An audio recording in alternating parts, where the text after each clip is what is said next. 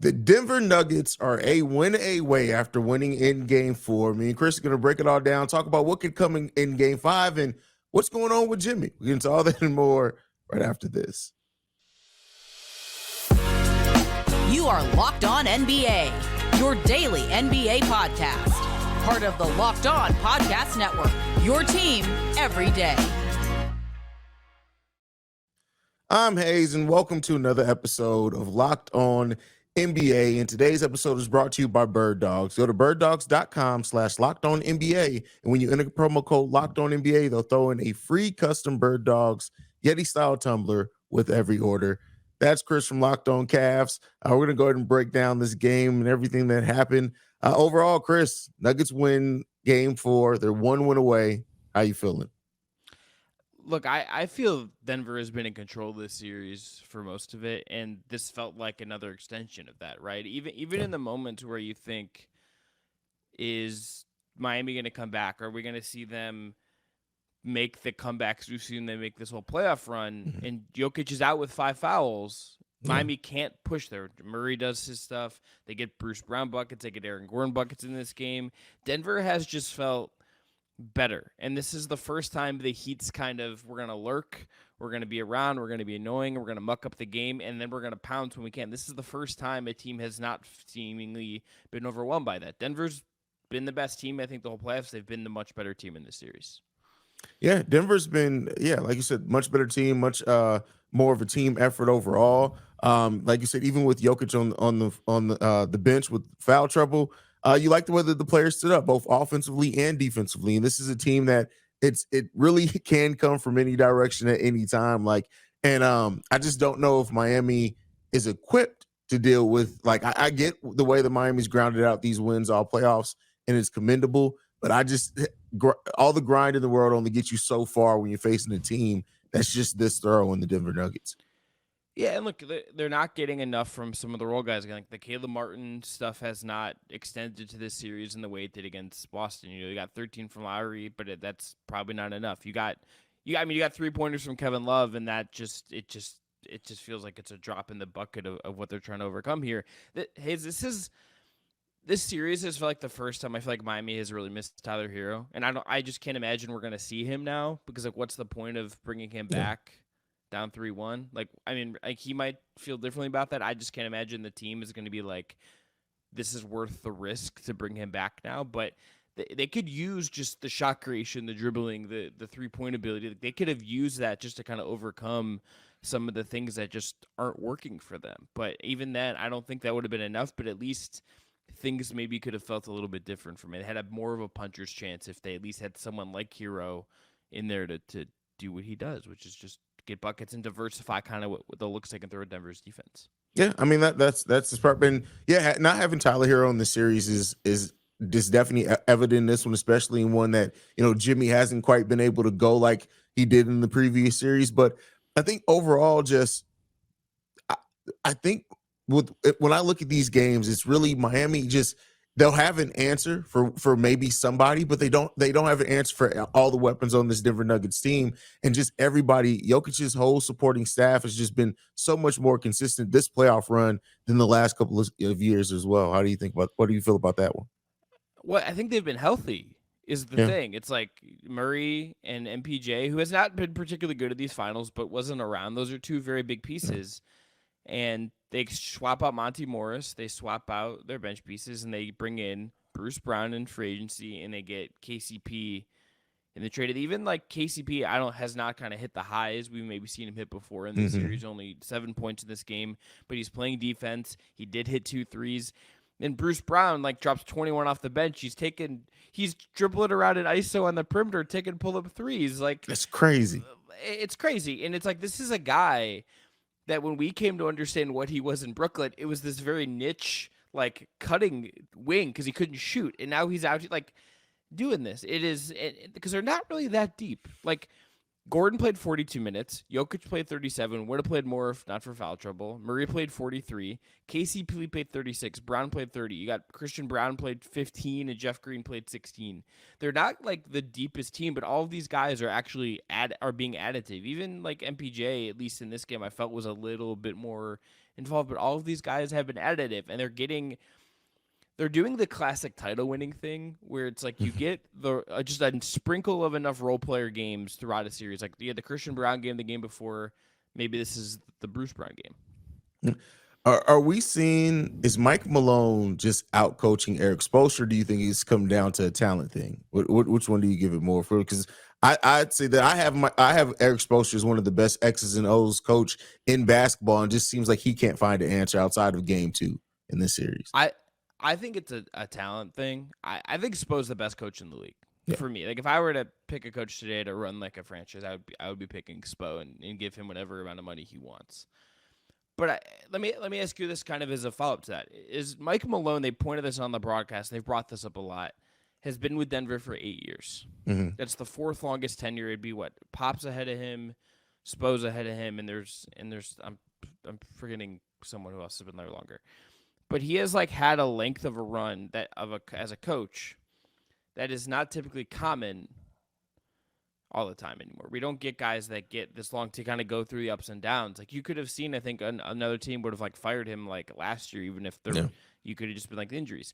Is there something to just like this guy? They clearly knew, like they just stuck with some of this over time. Is there any of that is just like he's maybe not as good of a coach as Spo, but like he's pretty good, and you stuck with him long enough to kind of let him get a chance to do this? Is there something to that? I've been kind of thinking about that during this finals. I think that, and I think then also having just the continuity in most of that roster, I think as well, like as a coach, you would hope that you get more familiar with the players as they go over time and you adapt your game. And so I do think Mike Malone has benefited from the time he's been in Denver for sure. I just still think that you just, and maybe even for the players too, the players have heard that same message. They haven't had a different coach every 2 years like some of the younger teams do. So maybe it's the balance between the two, just his longevity being there and him really being the only voice that a lot of these players have heard in the NBA. And it seems just also just in this, maybe it's just a market thing, but they've stayed stable. Like there's been a lot of Murray's had the quotes and Malone's had the quotes about how they didn't trade Murray and they could have. Yeah. And it felt like it has culminated in this, right? Like it has felt like it's going to be looked at as like Jokic's coronation, I think, right? Like this is going to be looked at as like, this is Nikola Jokic's title. It's going to be harder to pick at him and how good he is and all that stuff because he's done the thing. He won the ring, right? Yeah. It's kind of like Giannis a couple of years ago. That's going to happen to Giannis.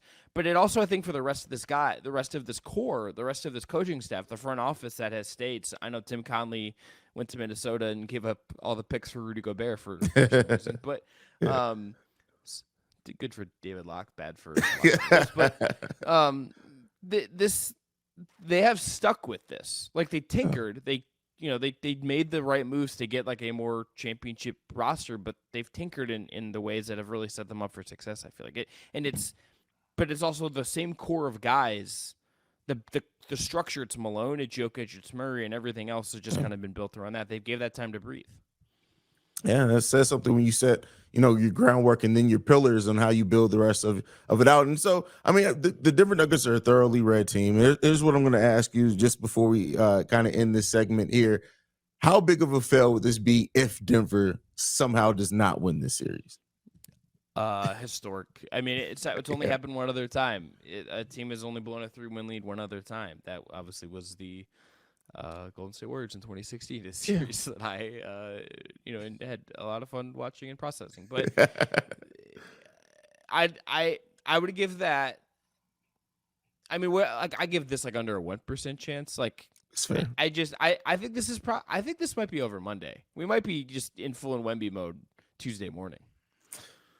Hey, that's probably what's going to happen. And I mean, yeah. I'm ready for it too. But next up, we're going to be talking about and asking what's going on with Jimmy Butler. But before we do that, got to talk to you guys about one of our sponsors, and that is Bird Dogs. Now, Bird Dogs offers one of the most comfortable pair of shorts that I've ever personally worn. They have the khaki design. They have you can even get it with a liner on the interior. You can wear it as your swim trunks. If you need a do-it-your-all short, Bird Dogs is definitely the place to go for it.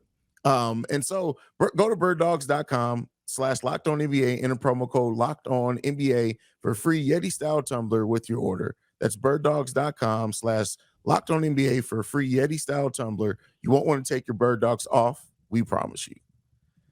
All right, Chris. Jimmy Butler, man, hasn't quite seemed himself this whole series. How are you feeling about Jimmy Butler? What do you think is going on with Jimmy? It's got to be an ankle thing, right? Like it feels like whatever injury that limited him starting in the Knicks series, and he played through it obviously, but it is, we have not seen like the Jimmy Butler who wrecked the Milwaukee Bucks in round one since that series. We haven't. And there's times in the series he's really like, you see him doing stuff where it's just like he's not even always looking to attack in these prime attack positions. Like he's getting on, like there's times in the fourth quarter where you see a possession or two and he goes at Murray and he gets a little more pace and you get him going and it works.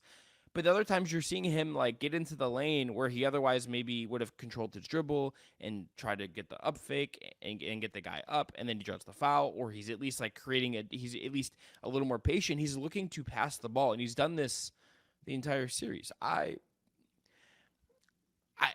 This to me is like, if there's other reasons Denver's just better, I think. But if you wanted to say like make a case of like what has not worked for Miami, it's that Jimmy hasn't been world-ending Jimmy this whole series, and they're not going to beat Denver. Denver's too good and too composed to get unraveled, I think, by a Miami team that doesn't have Jimmy just stepping on their neck all the time. I agree. I think that, Jimmy has had such a run this playoff series that it sucks to see a player get to this level and be the motor that helped push this team to get to the finals, and then seemingly just not having enough to really perform at that same level in the finals, right? Like Jimmy's been on an almost historic run this playoff run, and just what he's been doing. But I think when you look at Jimmy and the fact that he's passing more, the fact that he's not as aggressive, it's partly due to Denver's defense, because you're just not going to penetrate on them consistently. And like you said, like at some point, the Jimmy train was going to stop. At some point, it had to. Do you think it is just he's out of gas, or do you it's an ankle? Like what do you kind of attribute this to? Like more, if you had to kind of create a pie chart of like, this is Denver, this is Jimmy's ankle, he's just out of gas because of how much he's had to do to get to this point. How would you kind of break up what you attribute all that to? I mean, I think I would probably attribute it to the gas, the lack of gas first, and then maybe the ankle. Because I think if he did have that little bit of extra gas, he'd even be able to push through that ankle. And I just think it's just the combination of the two being the biggest thing is that that's what's really hurting Jimmy right now. What about you? What do you think? I think it's the injury. Like I don't know if there's a show The Ringer has called The Press Box, where they sometimes talk about this type of story we get in sports, where it's like the day after something ends, you're like, oh, this whole time there's been this thing happening, and you get the details. Jimmy Butler's ankle is worse than we knew. Is like a prime, like the day after the finals ends, they tell us that Jimmy's going to be in a boot for 6 weeks. He saw the Jimmy Butler event. Went and saw the Jimmy Butler of ankles. He found himself he could play, and he moved on. But I think the ankle is clearly just limiting him. He doesn't feel like he has the burst. He doesn't have the lift. There's a jump shot he took in this game that was so like, it was like, sometimes he has this because he's not the purest jump shooter in the world, but he had a line drive jumper in this game. Like there's no lift, and it just feels like he can pick his spots a little bit, and he took 9 free throws in this game. This was a better overall Jimmy game that I think we've gotten in this series, that Miami got in this series, but it wasn't like, this is like B Jimmy Butler. This isn't like A plus Jimmy Butler. That, and to me, it has to be, it's the ankle, and that goes right up there with the fatigue. Because as much as I think Denver's done a good job on him, I don't think that their defense, if he was right, would be unsolvable for him. I feel like Jimmy would probably at some point like kind of pick it apart. I would expect him to, at least. Yeah. Well, is there any player on the Heat as well, like outside of Jimmy, that you've looked at and just been disappointed at the series they've had so far? I think Strus a little bit. I don't know if we're in like cost himself money category because he's a free agent, but he's had a rough series. And I Caleb Martin a little bit too. Maybe we should have expected him to come down to earth, because he was never going to like remain probably the best player in Miami's team like he was in the conference finals. But like I think it's those two guys, and it's maybe the collective of the Heat role guys have all kind of come and go a little bit. They haven't, like maybe this shows us the limits of, okay, like you can find these guys, develop them, and get really good production out of them for a while, but like maybe that you just at some point do just like need the hybrid, like the thoroughbreds. You do need those guys at the very top. Is there anyone that's kind of disappointed you in how this has gone? Oh man, I would say to me, Gabe Vincent. I've been really disappointed in the play of Gabe Vincent. I just think that he hasn't been as impactful defensively. Like I don't know how many shots he's hit the whole series, but I doubt it's in double digits for the whole 4 games yet. It just seems like Gabe Vincent he's just a guy out there. And there's times where Kyle Lowry's outplaying him, and you should not be saying that in 2023. No. Kyle Lowry though is a menace. He remains a menace. Like he just remains like do a little cheap Kyle Lowry stuff, and I just respect the fact that it's year 17. He's able to pull it off. I just Miami just feels kind of at this point they feel outmatched to me. Like Denver's not the deepest team in the world. We get to this point of the year, teams play 7-8 guys, and that's kind of it. Your starters play every minutes, but like they've just felt. I mentioned I in another world, like a series where MPJ is just not effective and not hitting threes, I think would have been really costly for Denver, and it just like hasn't mattered because Max Strus isn't hitting threes, Gabe Vincent isn't hitting threes anymore, Caleb Martin's not like kind of doing what he did in the Jimmy thing. It's all just kind of additive. Like even on a night where like again Kevin Love had 3 threes and was making hustle plays and contributing in his 18 minutes, it's just like you need all this other stuff to go right, and then here we are. Yeah, look, you're down 3-1. With the Miami Heat and their chances, right, of trying to get anything, is there anything that you look at that they need to change with the offense, the defense, who they're going to at times to maybe try to give them an edge in Game 5 and maybe try to get back in the win column? Whatever energy you can get out of Jimmy, I think you gotta rev that up. And I wonder if there's anything. It's probably a Spo thing, right? Like it's maybe like does Spo have another trick in his back pocket? I don't know if he does. I mean, I don't know how you felt about the zone stuff, but it's like I felt the zone, the numbers and stuff would tell you it works. Mm-hmm. But then at times you watch the shots Denver gets, and it's like I don't think this actually works. And you can tell that Miami hasn't gone full bore into the zone thing. But I wonder if there's just another thing they try in that regard, just to try something. And they're smarter than me. They get paid a lot. They'll figure this out. I'm sure maybe Pat Riley has ideas, but like I don't know what the adjustment just feels like. Maybe you hit more threes and you get lucky and you steal Game 5. And because Denver's just like we have this series and they coast a little bit. I don't suspect that's going to happen. I kind of suspect they might just try to end this at home, but it feels Miami feels a little bit that another rope to me right now. It feels just a little bit like we're done here. Yeah, it does feel like that, and you hope for something surprising, especially with the NBA Finals. And for the question that I asked you, like I don't know that I can see any one thing, like you said, unless Eric Spoelstra just decides, hey, it's Game 5, let's just get crazy out there. I just don't see any type of adjustment they can make that changes the outcome of this drastically. I think Denver will have the answer for almost everything they do, as long as you're not getting the Jimmy that we saw in the Eastern Conference Finals. So. Not at all. I think we should go head into break now, I believe, and tell everyone about our friends at FanDuel. Today's episode is brought to you by FanDuel. They're almost over, but you can still make a fast break to FanDuel during the NBA playoffs because right now, new customers get a no-sweat first bet up to $2,500. That is $2,500 back in bonus bets if your first bet doesn't win. I told HAize this before we started recording. I am on the verge of having a Nuggets title future cash at plus. I got that at plus 800. I'm feeling great about that. I got that when sports betting came online in Ohio. I'm going to be a happy guy if I have $80 from our friends at FanDuel from that. They have great promotions every day, a safe and secure app, and you get paid instantly. There's no better place to bet all the playoff action and all the action, really, at America's #1 sports book. FanDuel. Visit FanDuel.com/lockdown and get a no-sweat first bet up to $2,500. That's FanDuel.com/lockdown. FanDuel, official sports betting partner of the NBA.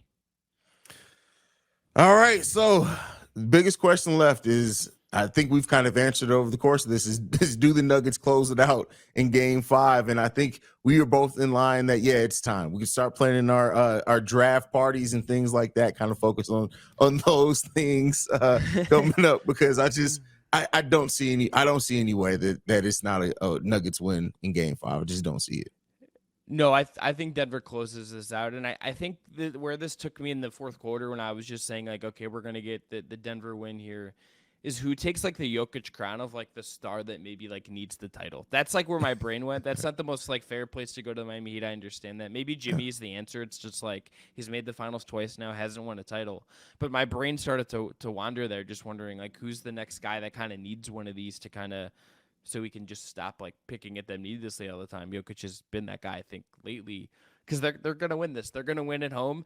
I also want them to win at home, because I think it's cooler when teams in this situation win at home. It will be a much better scene for them to win in Denver than it would be for them to, like, win in front of, like, I don't know, in South Beach where, like, Conor McGregor's doing, like, SpawnCon in the middle of the game. I don't know if you saw this. Yeah. Saw this, but I'm just like, what are we doing here? I want Denver to win at home in front of, like, that raucous crowd. That's what I want.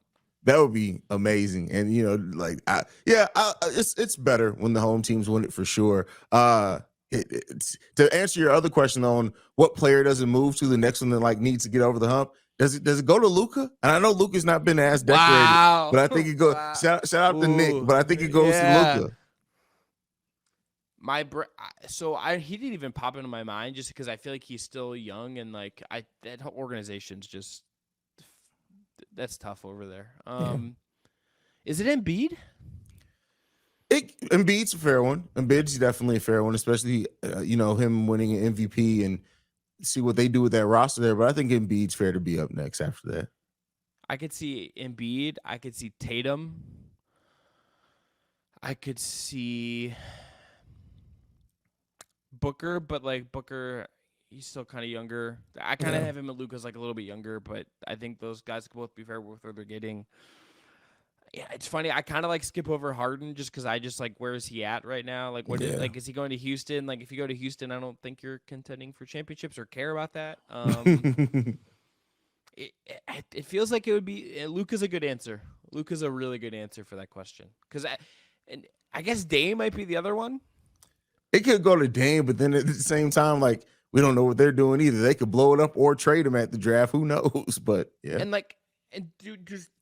I don't think people, like, talk about. I think people just kind of, like, respect Dame in a way that, like, and, like, say, like he's held it down in Portland, and it's not he's never, like, been in the MVP race really in a meaningful way, where it's like, I don't know if he gets, like, the same scrutiny as, like, a Luka or a Embiid has, and there's not, like, the same on court stuff sometimes with them where it's like the defensive stuff, and like, he's just kind of like a different kind of, it's like the energy is a little bit different, but he could be another one. Boy, that's a really great question. I'm just going to be thinking about the Luka one because he's that good. Yeah. And in a different era, you could have seen him, like, drag that type of Mavs team, like, to the finals. But like, the NBA is too good now. So, like, what is that his fault? No. Like, it's not his fault they traded all that stuff for Porzingis. Yeah. Like, I just think when it comes down to, like, I feel like almost all the scrutiny at this point goes to Luka. Zach LaVine? No, I'm just trolling now, because I was gonna you could tell me Donovan Mitchell, I'd be like, we're not not Evan that. Mobley, yeah. Oh man, that's a really great question. Who's the next one to get all the scrutiny? I guess we'll see that story form over the course of the next season. What are your draft day plans, Chris? Because I mean, there's no point in talking about the game 5 anymore. We got that in the book. Yeah. Denver's gonna win. Denver should close that out. Miami's not a Cancun team necessarily. Denver's better. So the Cavs, like, the team I cover primarily, the Cavs, like, don't have, like, 1 second round pick. Yeah. And the draft is not as fun to think about when you don't have, like, actual picks to consider. Yeah. Bulls, it's the same. We have no picks. We don't even have a second round pick. No. Look, I mean, maybe they can buy one, but like, I'm mostly just really excited to see what Portland does. That's the thing for me now, because It seems like Brandon Miller's going to. Yeah. And then what does Portland do? Do they take Scoot? Does Dame cool with that? Like, I think if they and that's the craziest thing is because the Portland Trailblazers could literally draft Scoot and ride him out as probably their next franchise player, hopefully. But instead, to appease Dame in a window that, to me, they're not going to put a title contender down there around Dame in that window, even with trading Scoot. And the Portland Trailblazers is always going to make the wrong decision, unfortunately, man. I think it's time to move on from Dame. Personally, I love Dame. He's a great player, but I just don't see them doing anything meaningful in the time that Dame probably has left. All right, so what if the Heat want to get back to the finals next year, to bring this back to place of the finals? What's the Heat trade to get Dame to Miami? Man. And it's like got to be like what, Robinson's contract? Yeah, Duncan Robinson's contract. How many picks? Like a lot of picks? All the picks. Everything Miami got at that point. I don't know how many picks they have at their disposal, but everything they got. Because they don't have like, and it'd be Hero and probably Hero. Yeah, and Hero. It would have to be Hero, yeah. Yeah. I don't know if that like thrills me if I'm Portland, but if you got Scoot and like I guess maybe you could move Hero somewhere else or move Simons. I don't know what you do there, but I would do that if I'm Miami. I mean, it's kind of clear watching these finals, like they could use that guy.